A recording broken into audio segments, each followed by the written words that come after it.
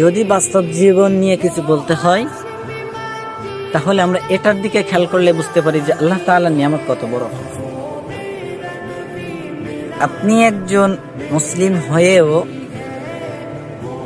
সারা রাত লেপের অথবা কম্বলের তলে ঘুমিয়ে ফজরের আজানের সময় আমরা উঠে নামাজ পড়তে পারতেছি না। অথচ দেখেন রাস্তার সাইডে একটি পাগল শুয়ে থাকতেছে, তার নাই কম্বল, নাই খেতা, নাই লেপ, তারা ভাই কিভাবে থাকতেছে?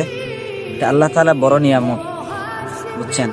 তো আল্লাহ তাআলা আমাদেরকে যে এত সুখে বা এত ভালো রাখছেন, তার জন্য কি ফজরের সময় কষ্ট করে উঠে উজু করে নামাজ পড়া যায় না? আমরা কি মুমিন হতে চাই না? আমরা তো মুমিন হতে চাই। তো আসুন আমরা সকলে ঐক্যবদ্ধ হয়ে ইসলামকে সামনে এগিয়ে নিয়ে যাই, দিনের দাওয়াত সকলের কাছে প্রচার করে দেই। জানি এই ভিডিওটা কেউ লাইক কমেন্ট করবে না অথবা শেয়ারও করবে না, সমস্যা নাই। তো যে কয়জন দেখবেন, আমরা সবসময় চেষ্টা করব ফজরের সময় উঠে এই ঠান্ডা পানিতে উজু করে আল্লাহর কাছে, আল্লাহর মসজিদে যেয়ে নামাজ পড়ার জন্য। আল্লাহ তাআলা সবাইকে কবুল করুক, আমিন।